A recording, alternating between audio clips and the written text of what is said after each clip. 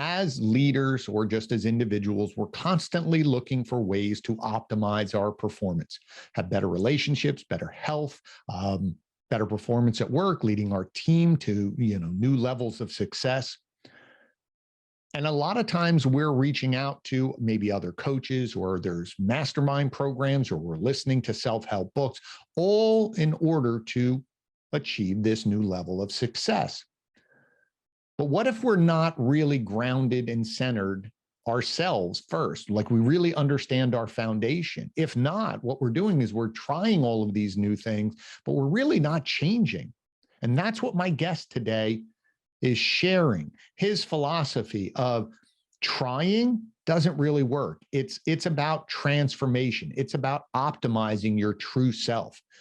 And his name is Wylie McGraw.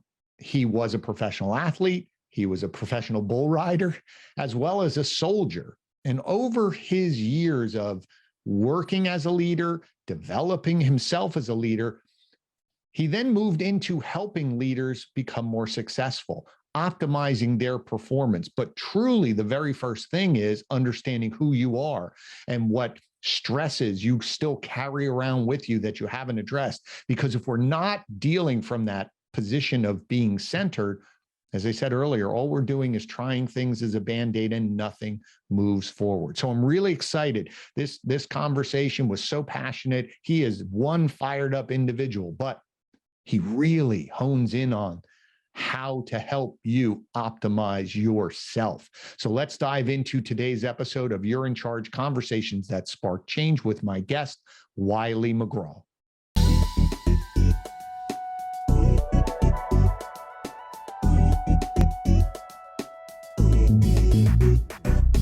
All right, Wylie, thank you so much for joining me today. I'm very excited because when I got connected with you, just looking at your overview, there's a few disparate things, from military sports, and I think it's bull riding. Was I bull riding? Yeah. Yeah. Absolutely. So I'm sure we're going to touch on all of those to figure out how that affects and helps leaders and what you've learned. But where I want to really start off, because all three of them contain this idea of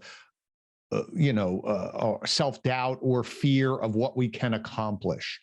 So I'd like to jump in there to say, in all of those different areas, when you approach something new, something in some ways dangerous or fearful, how did you push through that in order to either get started or continue through to be successful?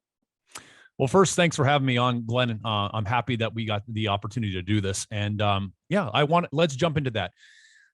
I realized in those very extreme environments that they were there for me to learn how to actually stretch my own capacity, be willing to embrace and yield to the unknown, even though it might be scary, highly uncomfortable, or somewhat dangerous, was actually the only way we're really going to be challenged the right way to stretch that capacity and be able to create more awareness and consequently grow and accelerate and move ourselves into another level of our own personal performance.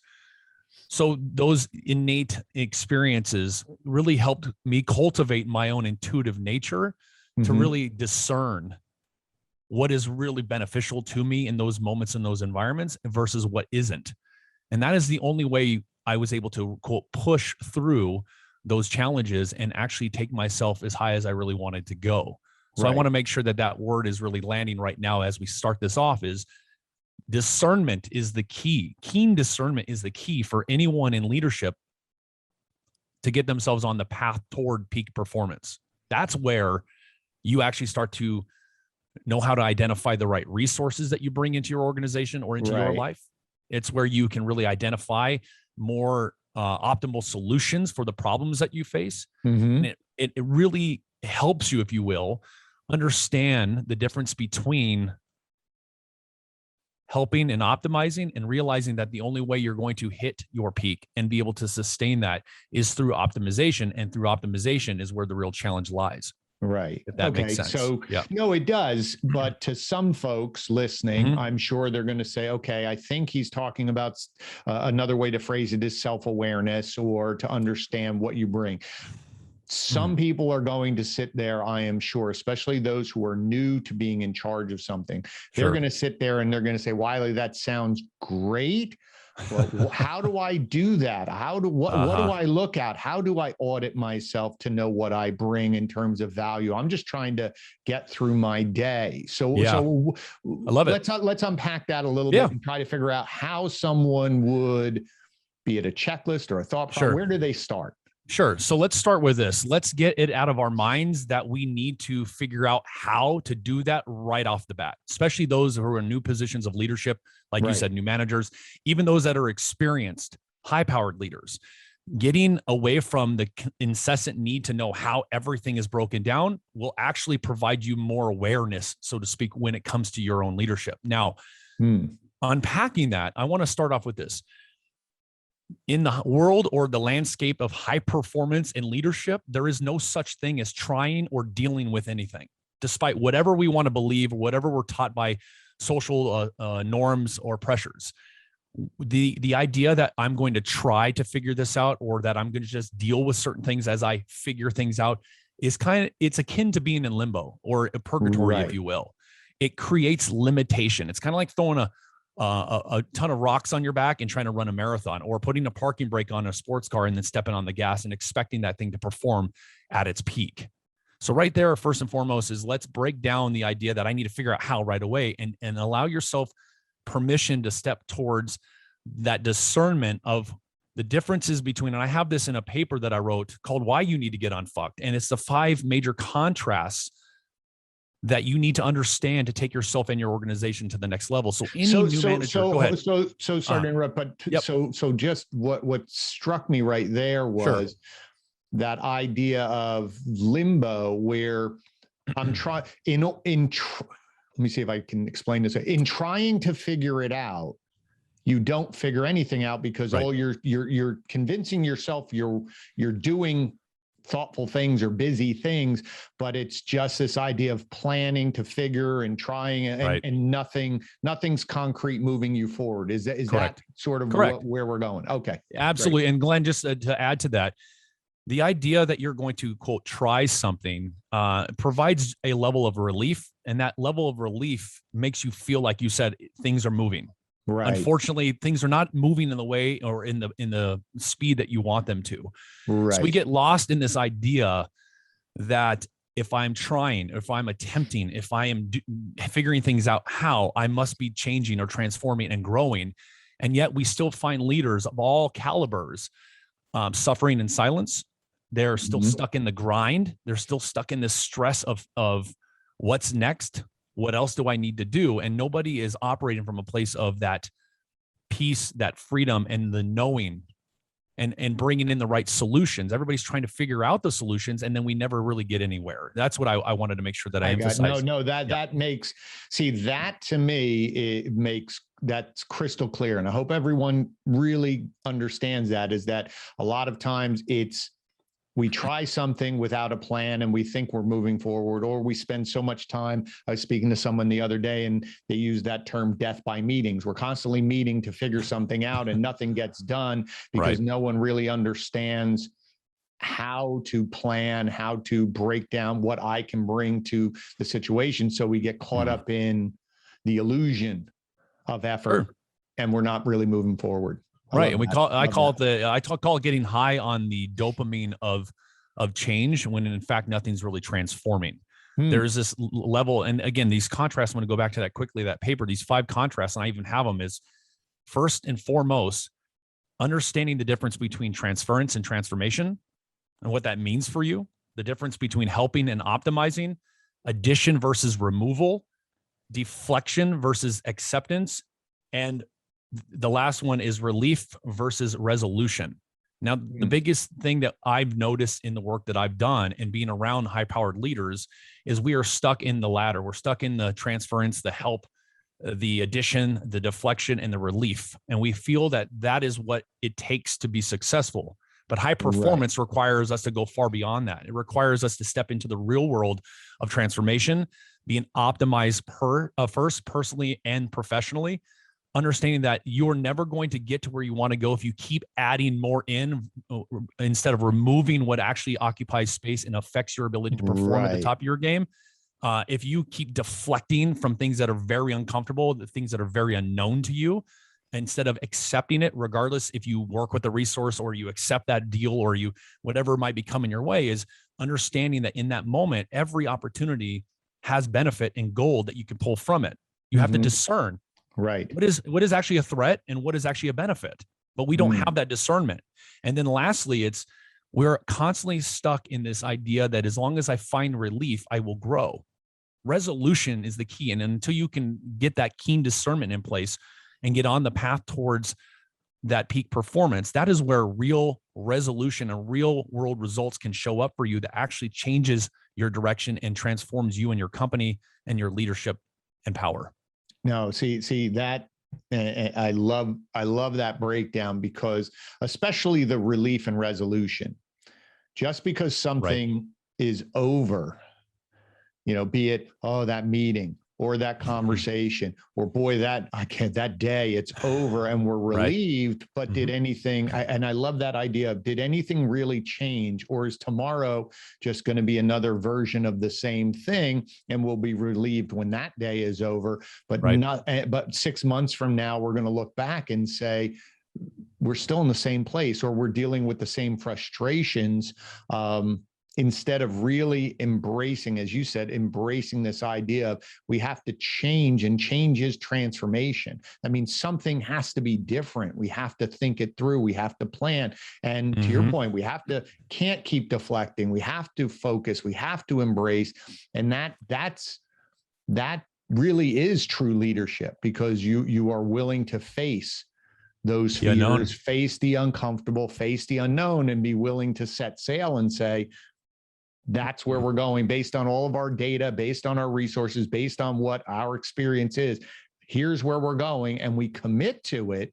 Doesn't mean we can't change. And I think that goes back to what your first conversation was, is that we want to plan everything out and know how it's going to end before we get started. Right. But that's not life. Well, and that's the thing, is we look at I've noticed this is the world of personal development, leadership development. We are constantly bombarded with all of these programs, steps, processes, and systems. We, as human beings, are so afraid truly of the unknown, the white space, the ambiguity, as I call it, that we get caught up in the idea that everything needs to be broken down into steps so that we can actually evolve. But unfortunately, what happens, and this is through my experience from being a star athlete to a bull rider to a combat veteran, and then beyond, working with high-powered leaders for self-mastery and peak performance, is understanding that we are dynamic, complex beings. The state of who we are and how well we live our life actually directly impacts our performance and our ability to succeed. The idea that we can chase money and popularity first as a means to look like we're successful is why we are all watching the world around us feel and stay limited. Steps are necessary to a certain degree, but when it comes to your performance and how you show up as a leader, optimization holistically, getting to that place of real resolution, resolving, eradicating chronic stress that has plagued you your entire life, that creates those undetectable patterns of doubt, fear, and cautiousness, that is how you get onto the path and map out blowing past your limits, if you will. Like, I know that's one of the things that we discussed already, was how do we map this out? Well, start with the discernment. Understand that when something comes into your life, when the kind of resources you bring into your world feel very uncomfortable and very challenging, you need to sit in that for a moment and discern whether or not they're a threat or they're actually an asset. And that is where you get onto the right path to be able to discern which way to go and watch your leadership grow. But we have people that are stuck in this idea that if it doesn't look the same, it doesn't feel the same, if it's, slightly uncomfortable, then this must be the thing I need. And then we never really see people living their life as the way they portray themselves in public. Right. Yeah, that makes sense. So let's dive in and pivot a little bit, because you've used the word a few times. Optimizing. So when you say to someone, or you're sitting across from someone, or me, we're having our conversation here, and you're saying, okay, optimization of yourself, be it your life, your business, your personal, when you start talking through optimization, what does that mean? What does it, what are the things that you're looking at in order to, as you said, sit with it and embrace it and discern? When you say optimize, explain that a little bit. Well, consider the difference between being helped, the power and the energy behind that word help, versus the power and energy behind optimize. You can already feel it when you even say it out loud. Right. There's a huge difference between the two. And that's why that I have another paper. It's on the homepage of my website called Helping versus Optimizing. And it's why leaders are wasting their life chasing peak performance instead of mastery. Now, when you and I are talking about optimization, I'm talking about holistically looking at every aspect of your life. Like, there's something you shared with me previously before we got on here was health. That's one of those components of who we are that leaders especially like to overlook.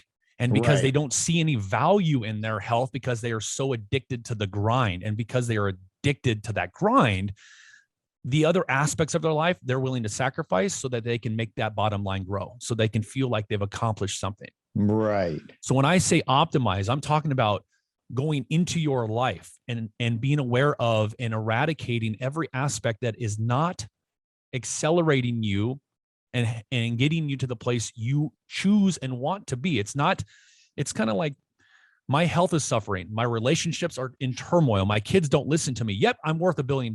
Yet I'm popular and people know about me. Right. And I'm considered a real leader. Well, to me, that's not real leadership, because if you are suffering in silence behind the curtain, well, why would anyone want to emulate that? Truly, right? What kind of legacy do you want to leave as a manager, a leader, etc.? So optimization is all about you bringing in the right outside force that knows how to get into the trenches with you to truly eradicate every aspect of your unresolved stress, the blind spots that have developed over the years of compensation with those stresses. You just quote dealing with things, right? And that is where you can actually elevate your performance and experience it on a daily basis. It's kind of like with the athletes I've worked with in the past. They call it being in the zone. Well, imagine what it would be like to be in the zone every moment of every day, knowing how to tap into all your potential, watching your relationships thrive, feeling at peace, and feeling like you can accomplish anything you put your mind to. And despite what comes your way, you know how to manage it rather than just deal with it. So that's what optimization is all about, is you holistically being unfucked. And if you're not, well, your leadership is limited and you're only going to take so many the people you lead so far. Yeah, that makes, now that clarifies it for me. I hope for the audience as well. Yeah, me too. Especially the point about health, because one, I think people assume they're always going to be healthy. Right. They shortchange this body. I need this body to be present. I need it to be functioning well, to be present for my team, for my relationships, whoever. Right. And then also it is, there is this idea of being busy. Right. I interviewed a gentleman, Garland Vance, who wrote a book called Getting Unbusy, because he said, being busy is this badge of honor now. And so everyone is, to your point, let's everybody up at 3 o'clock or 5 o'clock, or I have to work 17 hours. And look, I have all these things where we start believing it. Even I fell into it for a while of, well, because there's always something to do, right? Sure. When you own a business, there's always something to do. You can always work, but is that really what you should be doing? To your point is, but if I'm with my family, I'm not really present because I'm over here thinking of something else. And and his idea was very similar to yours, where it's the remove these things, because they're, just being busy for busy's sake is not really getting you where you want to be. It's not. Your health is impacted. Well, you got to go to the core of that first and foremost. It's honestly crazy. It seems so remedial to me, because health is absolute priority. There's only one way I'm going to be the best possible performance accelerator for leaders, is if I live that life. If I truly hold up the highest standards and I show up every single moment, every day, living what it is I'm telling leaders they can have, then I'm going to really transform their lives and get them to the top of their game and then get out of their way so they can go off and keep having a bigger impact. But if I'm suffering with my health and my wife and I are not getting along, and I'm not taking care of my dog, and all of these things around me are crumbling because I have not been willing to face or address them, then at the end of the day, I have no business going out into the world and doing the work that I do.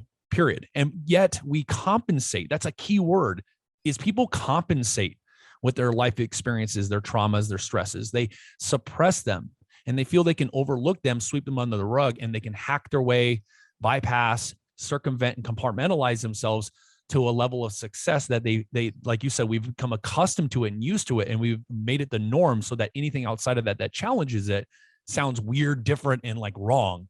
And all I'm saying is like, no, at the end of the day, how well you live your life does directly impact your ability to perform. And that performance is what creates the byproducts of your monetary success, your notoriety, and your ability to grow your business. And go back to this last point, Glenn, and I want your audience to hear that. You said it, was the idea that I'm busy. I'm busy is a badge of honor.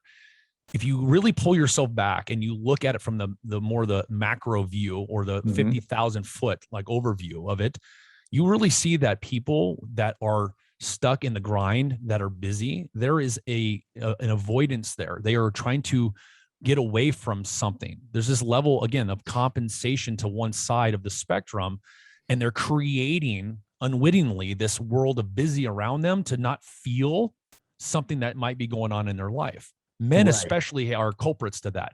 We're taught, suck it up and deal with it. Get over it already. And those are the unresolved stresses that literally occupy space. They fester within us, and they directly create live wires that attract into our lives things that are in total opposition to what we say we want. And then we wonder why things aren't working out as optimally as we want them to be. So then we chase after more relief, more grind, and keep pushing. And we break things around us. And that's why our world crumbles. And that's why leadership fails and why societies fall apart and people are in factions fighting against each other, is because our leaders are not living the life they're telling other people to live. That's what I'm all about. Yeah. No, and I think that's spot on. And what happens is, if you don't take the time to audit, to really sit down, as you said, optimizing, you're going to end up end of your life, end of your journey, wherever you are, or a period of time, and look at it and say, I'm in completely the wrong direction. Absolutely. To your point, is I've broken everything, I've lost everything, or I'm just not happy. I've convinced myself I keep working hard at a bad process, and all of a sudden I'm way away from where I wanted. Sure. And now I've wasted time. So I think what I think is really incredible about this conversation is, at any moment in time, you have permission to stop. Sure, absolutely. To optimize and pivot if you have to, or at least start to plan to pivot, to say, my health isn't what it should be. I'm going to work down this road. This isn't where I want it to be. I can start making changes, but you have to take that first step to sit there and that you've said it a couple of times, and I love it, is you have to sit in it and you have to feel it. You got to be comfortable in the discomfort, because that's the only way anything actually grows. Well, because then your body is really changing you versus your mind. Your mind can convince you of a lot of things. Oh, of course. You finally feel it. Like you said, you tamp it down enough, eventually it's going to blow. And that's when you really feel it. And then that's change. You have Absolutely. Absolutely. And I wanted, to your point, Tony Hsieh, remember the Zappos founder? He's a prime example of the type of, quote, leader as we look at him nowadays. But understanding, I've run around in some of the circles that he was in. And unfortunately, Tony compensated so much that despite his massive fortune, his massive success in business, he was unhappy and didn't know how to find peace within. So he would pay people to be around him to portray that transference of happiness, so that he can somewhat feel a little bit high on that and feel like he's actually experiencing life the way he really at the core wanted to experience it. But nobody in his circle knew what to do with him. And this is the problem that I see with high-powered leaders, especially. I mean, managers, your audience is listening to this. It doesn't matter who you are. No matter what your capacity is, it all matters is when you have the right resources or people around you who are willing to actually get you to face those demons, as I call them, and really do something about it. Push you through them so you can battle them head on and eradicate them. Then you can actually experience what I call acceleration and what I call transformation, not just transference. You can go to a huge seminar and feel excited jumping around with people and feel like you're getting somewhere, but that's just getting high on the energy of that environment. That's not transforming your life. The transformation that I'm talking about is the ugly, dark truth that people attempt to overlook and ignore. So Tony Hsieh was a prime example of that. And the man, unfortunately, created a scenario in which he died because he just couldn't figure out who he was. He didn't know how to be in relationship to himself, and he didn't know where his true power was derived from. So he compensated constantly. And despite the fact that he had a $700 million net worth and he grew one of the biggest companies in the world, that is not a legacy. If you're any type of leader who values the legacy you want to leave, that is not something to emulate. And it takes someone who's willing to walk towards the most uncomfortable things to truly take their game to another level and lead by example. Yes. Yeah. And that was such a tragic, it was very tragic, because the company he's built was so focused on taking care of people and resolving situations and listening and spending as much time as you need to have a conversation, to understand. Like, his company was built on understanding others. For some reason, he couldn't understand himself. So he surrounded himself with the illusion and people, and had people on payroll to basically cater to him or just have fun with him. He just tried to see if I could fund my way out of this depression, and he just couldn't. It just couldn't do it. It broke him. Yeah, it broke him. Yeah, it did. So let's talk about. You sent me a video, and I'll link it up. I'll link it up in the show notes as well. Fascinating thing about the idea of fear and stress. Yes, that sits in our life. So I'd like to pivot a little bit, because we're all dealing with this idea of stress, a lot from what we talked about earlier, a lot to do. We're very busy. If we are in a leadership position, we have more responsibility. We may not have the skill set right now. So it's a little fake it till I make it. And hopefully I get through. I mean, I'm getting stressed just thinking about it. So when you're when you're talking about this idea of stress and how to deal with it and how to work your way through it, not ignore it, right? Like we said, we don't want to ignore it. Right. So walk me through that, your thought on stress and facing and working through it. I would love to, you and your audience. And this is a very valid topic to discuss. And I will share with this. In the world, let me back up here. I was born into this world with a specific type of superpower, if you will, or gift. And I didn't understand it as a kid. I didn't realize and understand why I was the bearer of everyone's stress. Everyone's constantly dumping it on, here's Wylie. He's the place for me to take it. As I was an athlete and performing and being coached by the pros, I grew up around pro ball players. My dad, who just was incessant with my perfectionist with my arm and become a pitcher. The outside stress of my family dynamic started to break me. And it really drove me into wanting to push past what was expected of me and find out who I really was as a man. So I'm going to share this story quickly so we can get to that fear and stress you just asked about. And that is where the world of rodeo came knocking. And I intuitively, at some degree, felt like I needed to go there. And when I did, I broke away from that family dynamic, that expectation my dad placed on me. It pissed them all off, and that was okay. I did it anyway because I started to feel alive. I started to feel an unleashing of who I really was, this wild warrior that I knew was inside me, but was being suppressed by my family. I was made wrong for it. So I was pushed into this place of being more reserved, even though I was more assertive, and I was punished. So when I got into that world of bull riding, it ignited this newfound awareness of myself. And I realized the real world challenges that scare me are where I'm really going to grow and expand my capacity. Now, I started to start to figure out, okay, let me understand the differences in stress and how they do affect my ability to perform in these environments. And it wasn't until I got into the military and I became a combat infantryman, and I went to Afghanistan. It was my second tour. My first tour was Kosovo. My second tour was Afghanistan. And when I went to Afghanistan and I started to lead men, I started to really experience, it's almost like this awareness to what stress really is, and the two types we actually experience and live with on a daily basis as human beings. So that video I sent you, I discovered in combat, in the most chaotic of situations, this eerily calm nature of myself in those situations and moments where I was able to identify blind spots quickly. I was able to move my men into better performance and better action.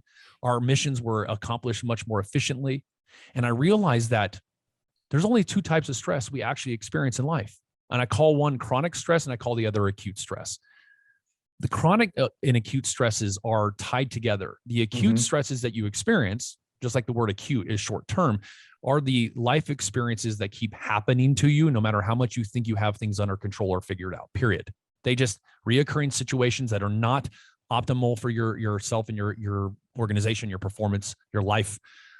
And those acute stresses are tied into the chronic stresses of life's experiences.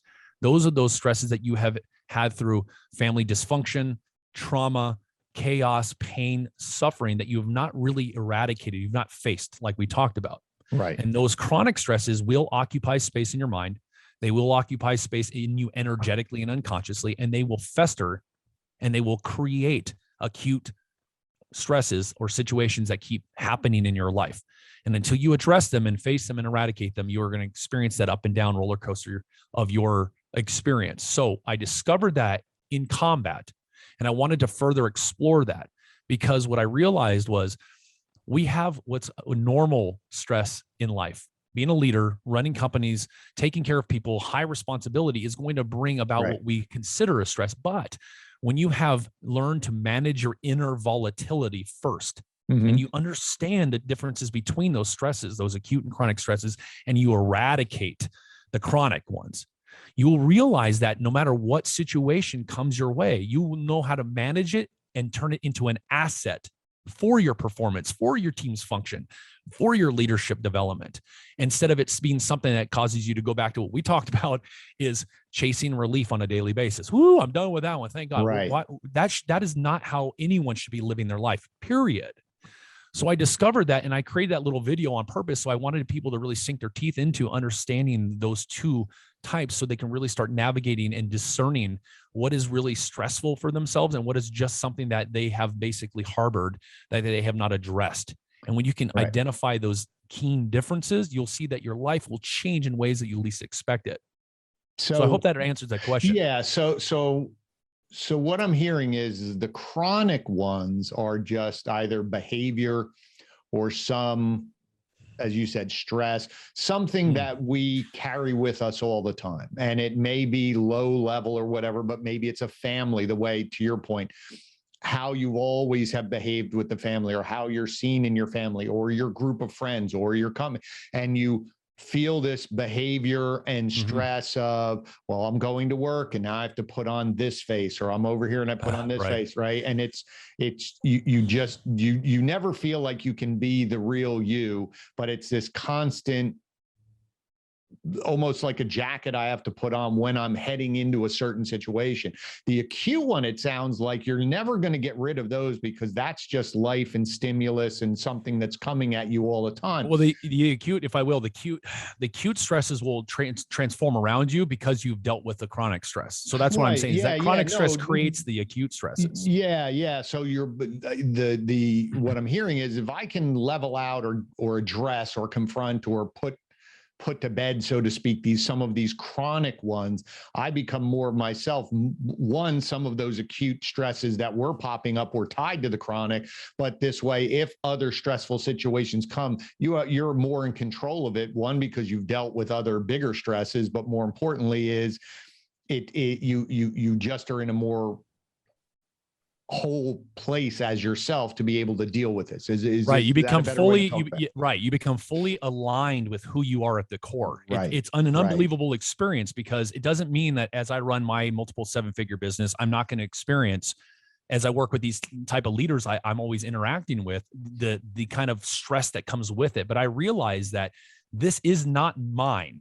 And I understand, because I am in alignment with who I am at the core. I have eradicated my chronic stresses. I do live a life of optimization, that when this happens, I know how to utilize it as an asset for my ability to support those leaders so they can do the same thing. So the fear that is birthed from stress that has not been faced or resolved is what creates those patterns of doubt and cautiousness when it comes to leadership, despite what might be a convincing factor in our own minds that, oh no, this is just a normal cost of being human and the normal cost of business.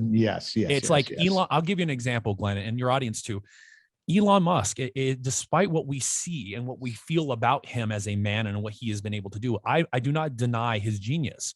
However, I can see the truth of what's really going on with him. That's just what that's my gift and what I'm able to do, and why I do what I do is, if Elon Musk would have addressed the abuse and him being bullied as a kid and actually done something about that stress that still plagues him to this day, we would not see the ups and downs with him when it comes to himself as a public figure. We would not consider what he is doing when it comes to battling other billionaires and the way he does and the way he talks and kind of throws these digs on Twitter, et cetera. We would not reward that and celebrate that as, oh, that's just a billionaire guy who's amazing because he's transforming the world. Well, imagine who Elon Musk would actually be if he was fully optimized and completely resolved. We probably would be on Saturn or in another galaxy by now, because he's just brilliant.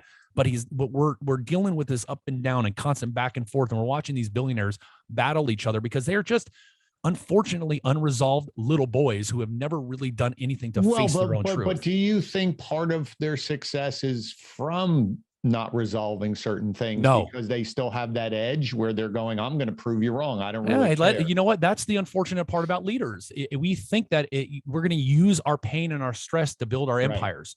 But think about what happens is, when you build your empire on the back of chaos and stress, you're going to infect the people that follow you, and people are only going to get so far, period.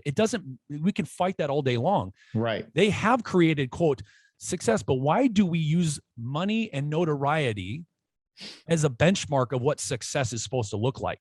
Why are we looking at who the hell is the person and how well are they living their life? And what are their relationships like? Do I want to emulate somebody who's just like a spiteful human being who just got a bunch of money and did a bunch of stuff that, again, great. He built something that the masses buy. So if you have the 100 million people buying a $20 product, of course you're going to make a ton of money. Right. But what is the quality of you in your leadership role? How is that actually, affecting or impacting those that you lead? And I want to shift that paradigm and start challenging people when they think about leadership and success, and realize that the money and notoriety are byproducts of alignment. It does not mean you're a good person. We have narcissists that run companies and organizations and countries who are literally, just because they have something in public eye, we go, oh, look at that. That's got to be really good. That's got to be strong. Right. I want that too. And I'm going, stop trying to be like that and start focusing on you and finding out where your power is derived from. Find out who you really are at the core and lead from that position. Right. That's why I bring them up. No, and I think that's and the reason I pushed back is that's because that's what people are going to say. Of course. And I agree with you, is that we are in it's always happened. And we've always held people up on pedestals because of the image that was presented. It could be movie stars in the 30s, 40s, and 50s who had, you saw what was presented, but they had horrible lives. They were horrible people. All this dysfunction.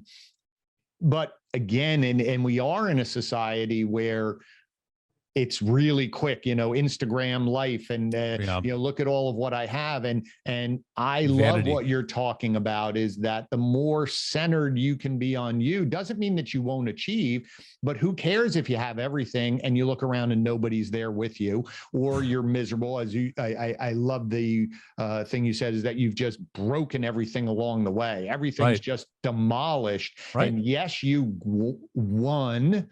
I have X, whatever in the bank account, I won, but I turn around and go, ooh, I have no one to share it with. I'm not fulfilled. I'm not healthy mentally, physically, whatever.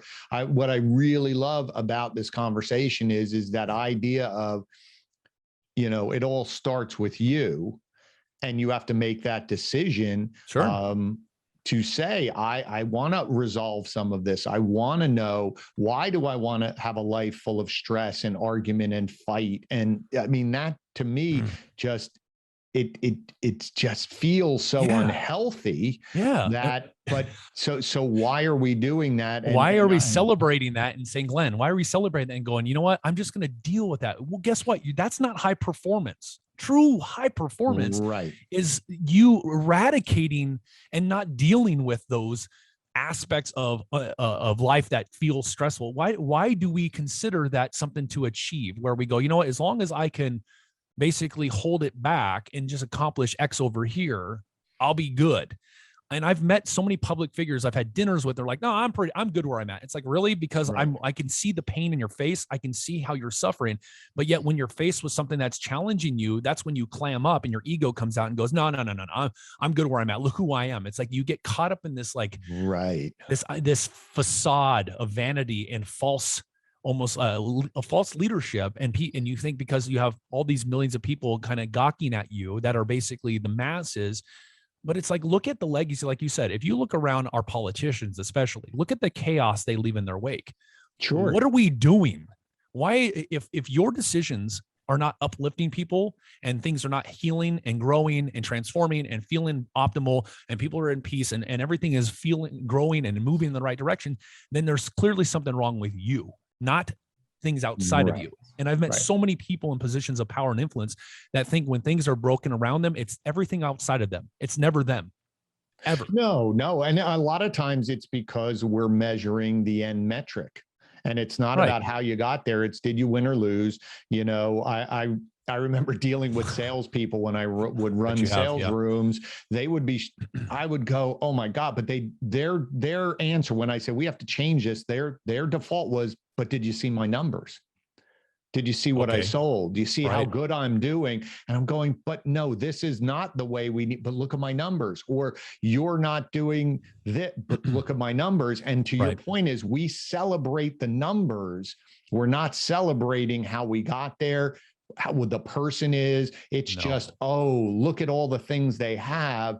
And yet they're not optimized, like you're saying. And there's this constant addiction to accumulation. And when people accumulate, they are compensating and overlooking really the truth in the back of their mind, despite what their ego might say. I know people that are listening to this, leaders that might end up, running into this conversation will hear and go, yeah, at the core, I know that I'm not living my best life. But then when we get around the circles of influence that we're in, and around people that have success at a higher level than us, or others that are emulating or looking up to us, it's like we switch on a different persona, like you said earlier, right? And then we operate from that place, and then we go back home and we're like, oh, I still feel like nothing. I'm not fulfilled and fully satisfied. Why do I feel this way? Well, let me just keep adding numbers to my books. Let me just keep growing the bottom line. Let me 10X and 20X my business. Well, but that's what we compare. If you think about that, the image just you had is like a business meeting, a conference, and what everybody do is comparing what they have. What are your numbers? What do you have? Where did you go vacation? What did you do? And it seems that that's what we're sharing, especially down to our workers, our employees, our people on our team, our children, that it's all about accumulation of things outside of ourselves. Versus really being able to center yourself and say, I still can have things. Sure. That's okay. But along the way, it's how are people talking about me? How do I want them to feel about me? What is, I love the word that you use a couple times, is legacy. Why aren't we selling, if I will, I'm sorry to interrupt you on this, but Glenn, why don't we start shifting the mindset around what we celebrate as success? Why don't we actually start celebrating self-mastery as the highest level of success, and realize self-mastery feels very daunting, because it means you have to battle through anything and everything that you have not addressed, period. And until you do that, you will never achieve that level of self-mastery that at the core you really want. That's peak performance. So why don't we start celebrating that together and realize that the more we can get to that level of self-mastery, the more we can get, even new managers that are listening on that path towards it, and people that are at the top or in the middle, it doesn't matter where you're at, get to celebrating that. Do that first. That means slow down just enough so that you can be present with that type of optimization, and then understand your bottom line, your money, your fame, your notoriety, whatever you desire will actually become exponential and highly sustainable. You think because you made $10 million last year, you did it. Imagine if you want to be $100 million and that's your desire, what it would be like to actually attain that at a much faster rate because you have achieved self-mastery and realize that when you are in that position of optimized power, what you can create, there's no limits to it. Period. Yeah. What in a way to sort of wrap this section up here, Sure. What it sounds to me, and it just like flashed in my head, is it's like fine tuning a car, right? Absolutely. If you tune it, you can go faster. Training for an athlete, as you were an athlete, they train so they don't have to think, but they can accelerate. And what I really like about that image of slowing down for a moment to assess what's going on, to fine tune yourself, get rid of some of the baggage, like address the baggage that's weighing you down from acceleration. Because yes, I could go attain the $10 million, but it's a hell of a struggle. May not even realize how hard it is for me. But if all of a sudden I stop, all of a sudden I can really accelerate because I'm aligned. I'm not being dragged down. And I think that's so important for everyone who's listening, is allowing yourself. Wylie's giving you permission to stop for a moment and do that assessment for yourself, and be willing to face the struggle of addressing any of that stress that's bogging you down, and making it, because once you get on the other side, the lightness you will feel, the ability to see clearer, move faster, is where your pivot. Potential can be unleashed. Exactly. That's amazing. If you get to that place, your potential is not something to chase or try to accomplish. We hear it. We get sold on all of these programs. Hundreds of billions of dollars is spent in personal development every year, banking on the idea that we are in this never-ending process of development. We're always going to need to seek more and, unleash more. All these coaches now are unleash your potential, or not even unleash. They just use unlock your potential, tap into your potential. I'm saying you can actually accelerate, get to the top of your game, and always have access to your potential without effort. It will be there as a fuel source to use. Like you said, a fine-tuned car performing at the top of its prime is where you want to be. We can get there sooner than we think. We just have to be willing to face and yield to the unknown and to the fear of the unknown, and realize that is where our true power and potential lies, is that alignment, that clarity, that balance, and that optimization. And to your point, is if people are listening to your show here and they were my soldiers, and I was leading them or training them, getting them prepped for combat. I was with the 101st Airborne Division, one of the most prestigious United States Army divisions in the world, as a combat infantry leader. And I would tell them this: first and foremost, what matters is we got to learn how to crawl, walk, run. Slow is smooth, smooth is fast. And then fast becomes lethal. But what we have happen in our society is everybody was just trying to be lethal. They overlook what's necessary to get to that place of optimization. So it's like slow down enough where the slower you become, the smoother you perform. And when you are performing at a very smooth pace, you'll see that your results are exponential and they become even more abundant for you. You'll find that your presence alone inspires your employees, your staff, your team, whatever labels we give the people that work for us. You inspire them by your state of being first and foremost, long before you open your mouth. That aspect is what keeps and retains high quality talent. And as we see right now, what's going on, this mass exodus of people leaving jobs because they don't feel valued. It's because the leaders are constantly thinking that everything outside of them is the problem. And they're not slowing down to realize that maybe I'm the culprit here, and how I'm living my life and how I'm showing up is what's pushing all of my talent away from me. I've never seen more things on LinkedIn since I joined LinkedIn, businesses offering massive salaries to pull people in to work for them. I'm going, holy mackerel. Where was that at when I was in high school? Like Exactly. you don't have that anymore. So again, being behind the scenes for 13 years without a web presence was on purpose, because I only wanted to focus on optimizing specific leaders, getting out of their way, and just being passed along and move along. Because for me, it's not about getting hooked into someone else's stuff. It's about finding out who you are and how you're going to lead others. That's what I care about. And if a leader can step back and go, wait a minute, let me realize that what's going on, again, going back to our earlier conversation, is chaotic and people are leaving in droves. Maybe I got to stop and realize I have not unfucked myself first. And until I get there, I'm always going to experience, unfortunately, these acute stresses that keep happening to me. Yeah, that is powerful. And that's such a great place to sort of land and wrap this up, because I just listening to that makes so much sense. Because if I just think of the people who have inspired me, leaders I've learned from, or they moved a different way through the world, they seemed always in control.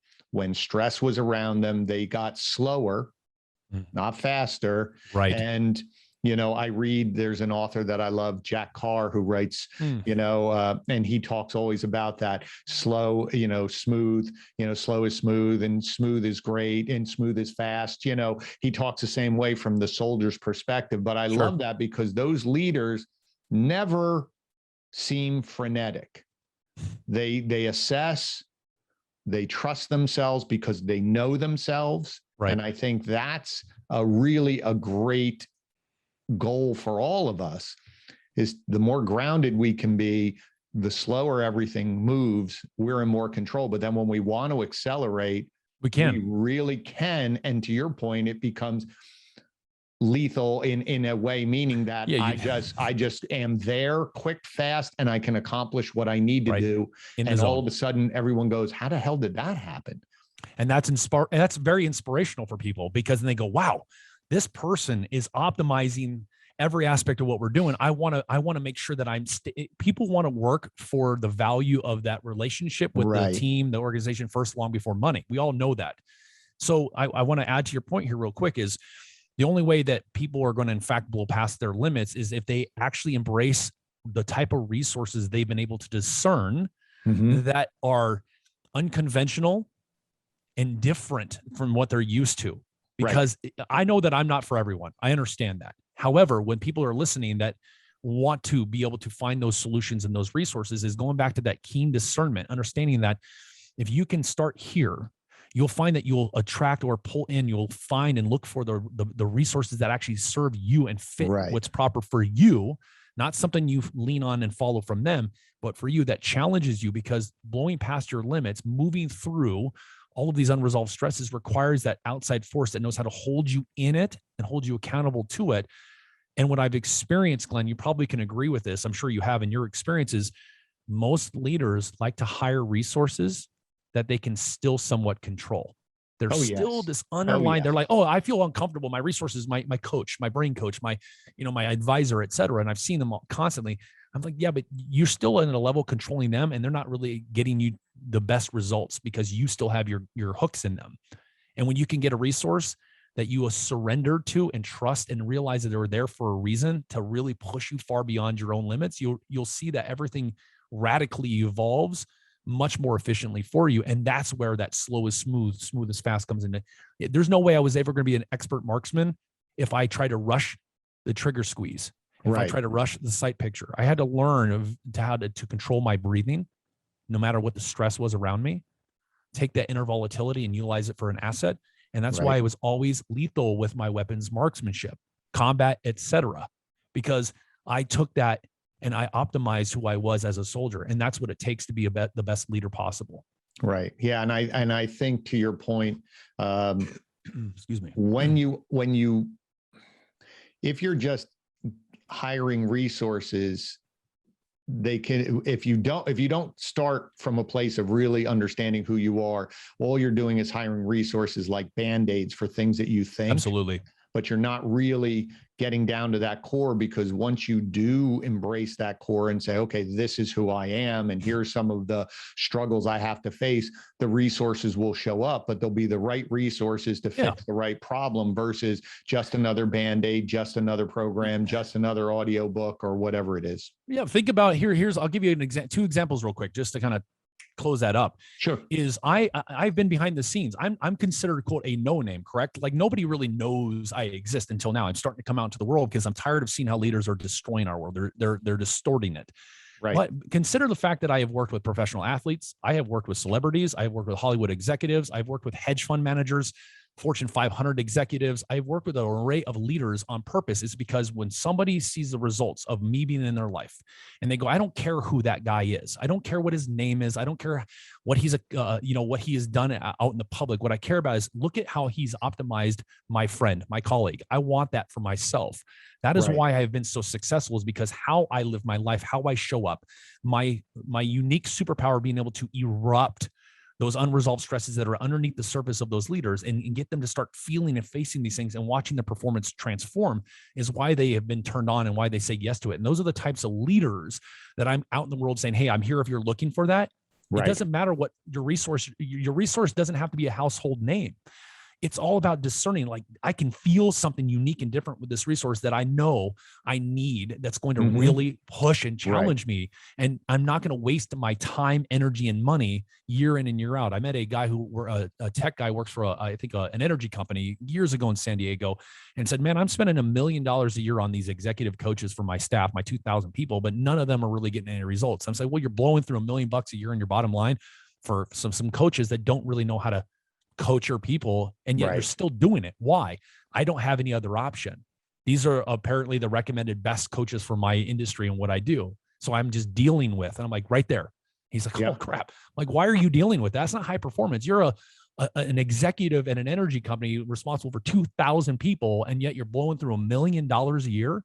Let's end this endless cycle of sacrifice, suffer, and pain, and get you to where you want to go, so that your people can up level their game, and then you can have all the byproducts you want, of a new bottom line, et cetera. More profits, more power, whatever it is you desire comes from that place first. Exactly. So, I love that. Love that. So great. So, man, see, I love these conversations. Time just flies. This has been so powerful, so exciting. First off, again, I appreciate you being here. So at the end of every episode, we just sort of wind things down with a few questions just to get people to go, whoo. All right, let's answer a couple of things. So just 5 random questions. I call them the one, because this way you just one answer that pops into your head, just odd questions off. So we'll just dive right in. So you talk about your, health and all the rest of that and living that good life. So then what's the one food that you just can't live without, that's sort of your cheat food that may fall outside of your super healthy lifestyle? My cheat food that falls outside. You know what? I am a single malt Scotch connoisseur / enthusiast. I don't think I went that far in a connoisseur yet, but I really enjoy maybe a 1 ounce, 1.5 ounce pour once a week. It's kind of like, that's the thing outside of, I am very high standards with my diet. So I love my vegetables. I eat based on what my body wants, my body type. I understand how to test for what is sensitivities and allergies, et cetera. And I never waver no matter what is around me. But that one little thing is that single malt Scotch. I like to have a little drink once a week. It's a little, there you go. That's good. Personal thing. Absolutely. Okay. So where in the world would you like to travel next that you haven't been to yet? Where in the world will I? Oh man, I've been in 30 countries in the military, but I never got to experience them outside of that. But honestly, I want to go back to where my grandmother came from, and that was Scotland. I'd love to go spend a month in Scotland, maybe 2 months over there, and just explore. I went there for about a week years ago in the Highlands and drove through, and just wonderful people, beautiful, a little spooky in certain areas. You definitely felt when you're in the Highlands. They said, "Oh, you feel the spirits." I said, "Oh, I felt them definitely there." What's the one thing that you're reading, listening to, watching that is inspiring you that you'd like to share with the audience? Reading, watching, and listening to that's inspiring me.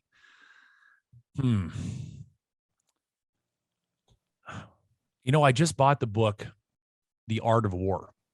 Now, I practice ancient martial arts, so I figured, you know what, I have not read that book, and I'm cracking it open this weekend. So I would say that's something we can touch base on again, because I'm about to dive into that. But I feel like it's just such a unique book, and many of my clients have read it and have shared it with me. So now I finally bought it, and it's in my library right now. Get ready to crack it open. Okay, we like that. If I gathered all of your very close friends and family together and asked them to describe you with one word, what would the one word you think they would use to describe you?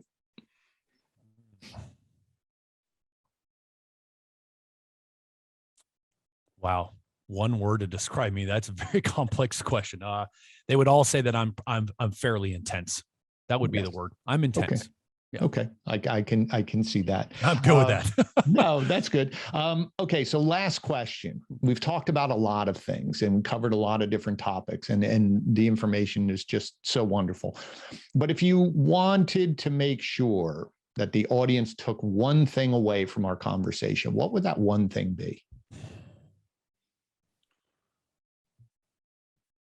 An optimized leader transforms the world. An unresolved one distorts it. That's what I want. I want them to sit with that and realize what that actually entails and means. Is when you're an optimized version of yourself, you actually can transform the world around you. If you don't, you're going to distort it. I love that. That is fantastic. Great. Think is great. Listen, sir, Wylie, thank you so much for. Yeah, brother. I'm so glad we connected and that you came here. Likewise. Share with the audience where they can connect with you. I know that, as you said, you're coming out now from the woodwork and behind the scenes to. Sure. So where can people connect with you online, socially, or website? Where can they connect? Yeah, absolutely. Timetoerupt.com is a forwarding link to my website, WylieMcGraw.com. That's where they can really delve into just connecting more into my philosophy and understanding of high performance and leadership development. They can read that paper, Helping versus Optimizing, or Why You Need to Get Unfucked, or both. They should read both. Highly recommend that. But timetoerupt.com, and you and I are connected on LinkedIn. So LinkedIn/Wylie McGraw. And I want to share this as well, is that I know that people are listening to this. There might be this idea that Wylie's providing me this information, and then there's going to be some form of, like, I guess, protocol on how to connect with them. And at the end of the day, Glenn, I am not my work is not a program. It's not a process. It's not a system. Right. I don't do sales funnels. I don't do clickbaits. I don't do email lists. What I care about is real world conversation for people to have the capacity and have the desire for optimization. So if you feel compelled and you reach out and connect, you can pick up the phone and literally call me directly, and we can have a real world conversation and just explore regardless of where that might take us. That's why I put myself out there. Love that. Love that. Yep. So folks, please, take Wylie up on his offer. Again, I try not to have people on the show that are, like you said, all of a sudden they're in a funnel and, hey, here's your new program and all the rest of that. I market for a living, and it annoys the hell out of me. I bet you do. I totally understand. Yeah. So again, thank you so much for being You're welcome, brother. Thank you. And so everyone out there, again, please make sure you subscribe to, this podcast. If you're listening to this episode on Apple, or if you're an Android user on Spotify, jump over to the YouTube channel. You can watch us have the conversation, but more importantly, please share this out. I'm sure there's someone in your network that could benefit from what Wylie and I were talking about. I appreciate your attention. It means the world to me. There's so many places you can consume content, and the fact you spent time with us today, that's just wonderful. And as I say at the end of every episode, you're in charge. But now Wylie gave you a few more tools and strategies to help you become better, both professionally and personally. And I thank you so much, and I look forward to seeing you on the next episode. Wylie, again, thank you so much. You're welcome, Glenn. Thank you. Take care. You too.